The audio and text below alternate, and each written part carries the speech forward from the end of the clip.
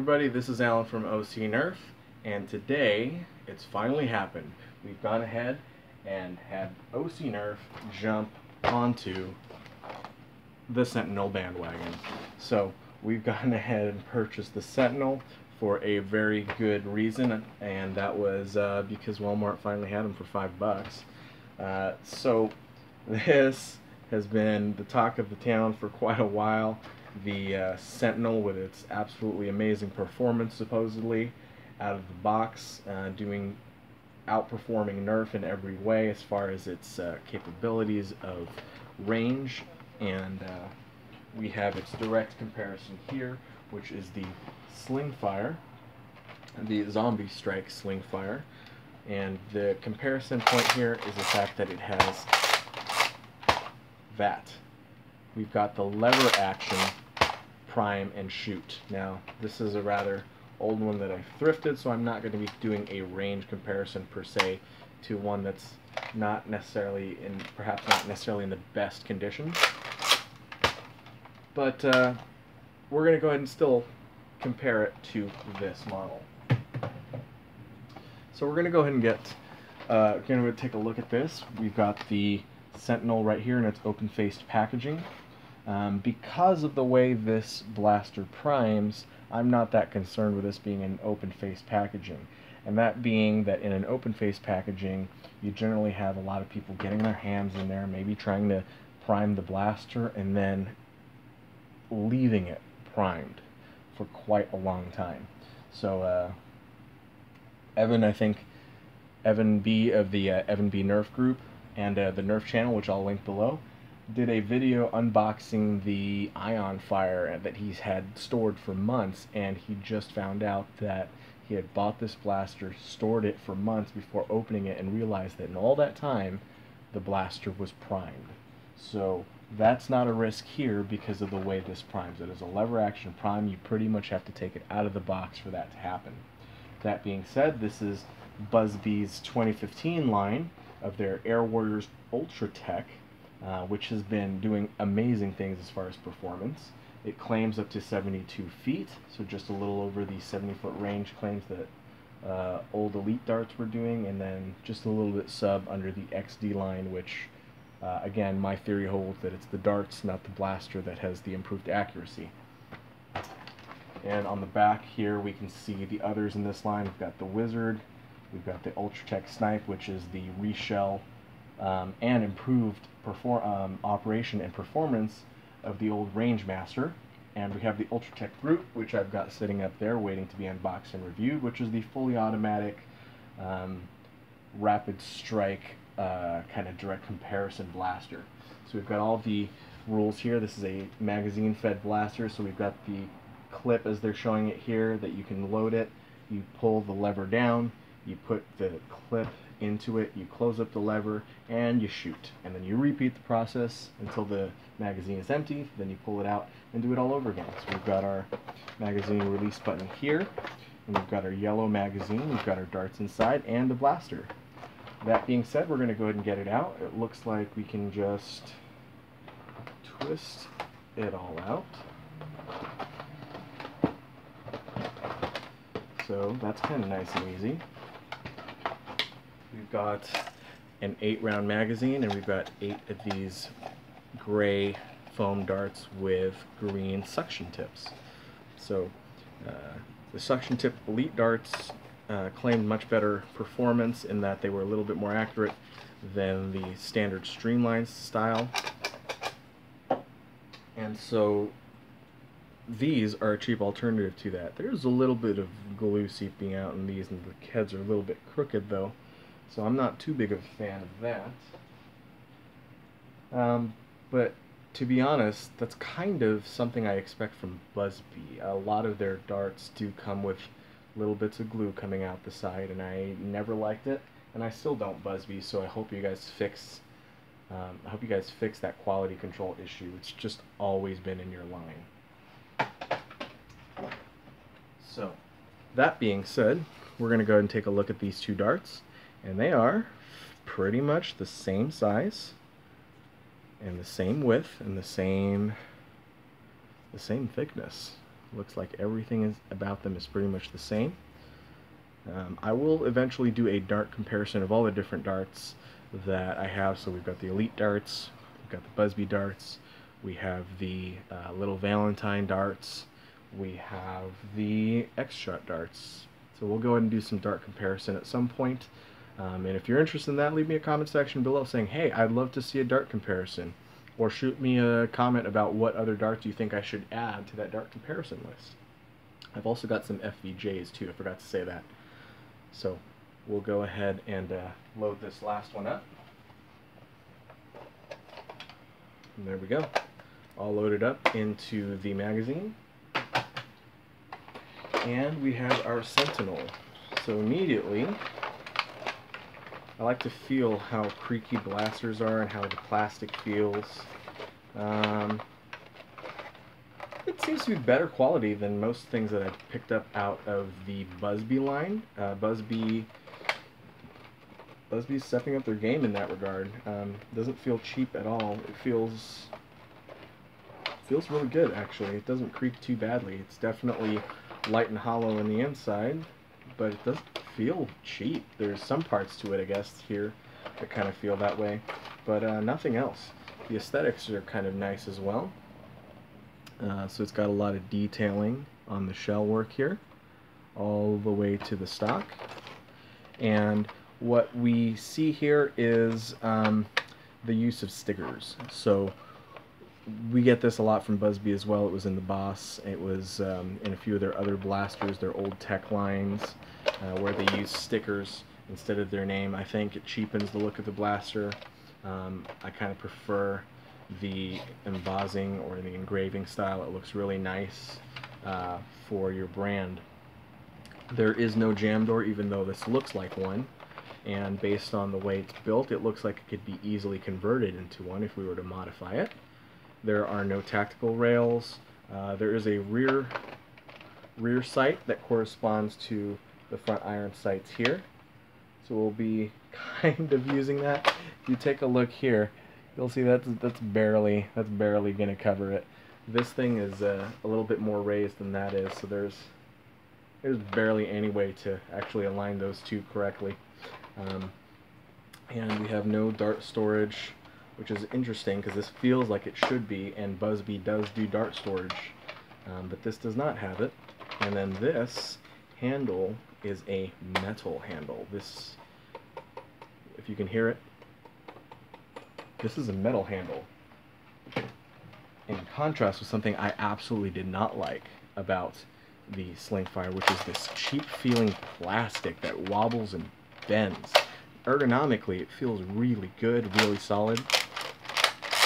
But man, does that plastic just feel terrible or what? In complete contrast, this does not feel very ergonomic. It does not have anything to hold on to here that feels like it could be part of the grip.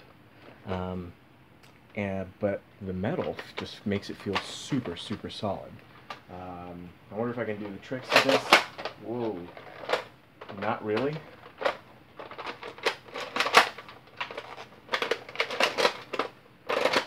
Yeah, I don't think... Wow. Okay, I don't think I'm going to be able to do the tricks on that. And I believe the reason being is that the Slingfire you can do that with because it runs on gears to make it easier, whereas this, I can feel the spring weight, which means this is probably going to be directly pushing back the bolt sled and the plunger tube all at the same time, which is going to make doing tricks with this a little bit harder. Yeah, definitely not a fan of how that feels.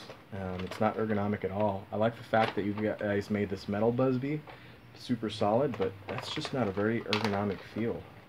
And I actually don't know where to put my hand here. Maybe up here? Yeah, I think you want me to put my hand up here. This has the stifling, which makes it feel like I'm supposed to put my hand up there. And then we have the magazine well and the magazine release button. So we need to pull it back and then stick the magazine in. And then go ahead and lock it in. And there we go. Nice and smooth, by the way. And we're going to go ahead and take a quick test shot here. Nice.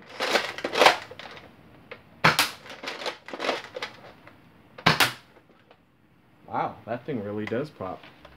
I have so many issues with this, I'm going to have to talk about it later, this stock right here. So, what we're going to go ahead and do though, is we're going to go ahead and take some shots at a 20-foot range towards our Tek target, and we're going to see how accurate we can get. We're going to go ahead and put it on mode 3, which just calculates our scores. I'm going to unload a full magazine of 8 on that target and see how high we can score. Okay, we've got our Tek target set up, and what I've got here is 8 of the buzzbee darts in the 8-round magazine, and I've got 6 elite darts in the 6-round end strike magazine. Since they are cross compatible, or maybe they're not, if I try it out and find out otherwise, I'll let you know. And we're going to shoot all these at the target and see what we score.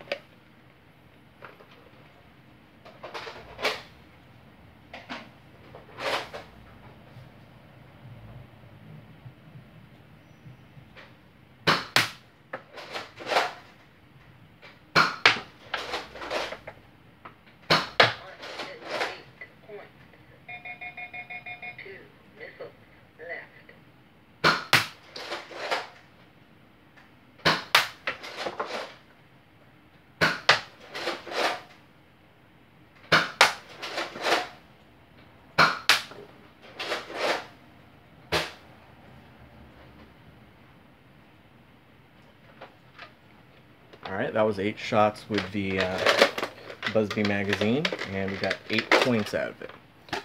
We're going to go ahead and try to finish this out with the elite magazine.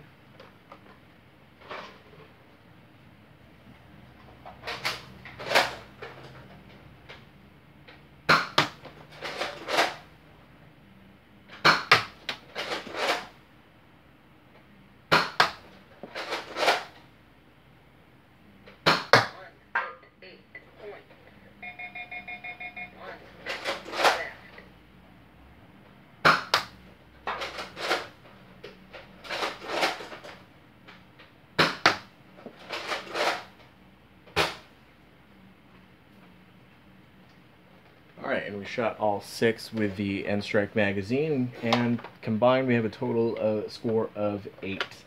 And we'll go ahead and go back to the review. Alright, and we're back. So we've gone ahead and completed the range test. We've scored a total of 16 points on the Tek target for this blaster. Interesting points about the accuracy. This thing hits really, really hard, and I can believe that it will go that 72-foot range, given how hard it was hitting the wall from 20 feet. But the accuracy left a little bit to be desired. That could also be me getting a little bit frustrated with both the stock here and this. And it could also just be kind of fishtailing a little bit as it's getting the darts out really fast and really hard. I can kind of see it hooking a little bit as it goes. That being said, let's go over kind of the things that I like and things that I dislike about this blaster. Things I like: performance. This thing hits hard. I can tell, I can just feel it by how hard it's hitting that target and how hard it's hitting that wall. And it kind of ends there. That's the only thing that I really like about the Sentinel, its performance. The things I dislike about it are almost everything else, guys. I have to say, in pictures, I didn't like the aesthetics as much, and I kind of still wish they did a little bit more with it, but up close I can see more of the detail they put into it. I'm just still not a fan of it, though. I mean, I like it. It's better than what they used to do, so kudos to buzzbee for giving it a little bit more detail here. And I guess that's the other thing I may like about it, is its details are actually really nice, but everything else, starting from the back here, 2 things. This is short. This is incredibly, incredibly short. Take a look, for example, at the Slingfire, right? So if you line up the trigger point, there's a whole 2.5 inches here. So this feels really comfortable for me, and then there's a whole 2.5 inches, this pulls back. It's a short stock. It isn't the shortest stock I've had to deal with, but it's a short stock. I don't like to chicken wing while I'm shooting.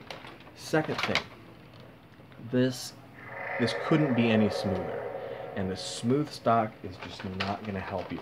So the issue that I was having before is this. On a shirt, it is starting to slip. That's no bueno. And there's no kind of storage capacity, not that I'd necessarily expect it, but it would have been nice to have. So terrible stock, guys. I would probably do some kind of detailing to this, or maybe rubberizing it, or giving it some kind of texture, but this is way too smooth. It slips every time. Next thing is this handle. Just forget about this lever for a second, but this handle, you know, this handle feels pretty good, but it's kind of at a really, really sharp angle. It's almost parallel here, but I have to kind of tilt my hand this way, unless I kind of hold it down at the bottom here. It's really, really sharp. And then we get to the worst part. The absolute worst part is how this feels. It feels solid, which I like, but then I have no kind of way to really grip it. That is not very ergonomic at all. And then the absolute worst part is this.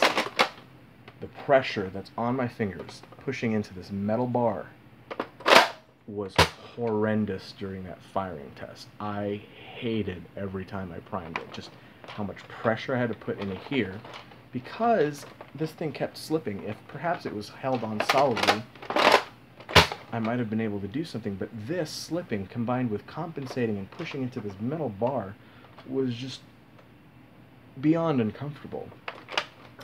I did not like that at all. And yeah, guys, I really don't like this whole setup back here. This is really, really bad.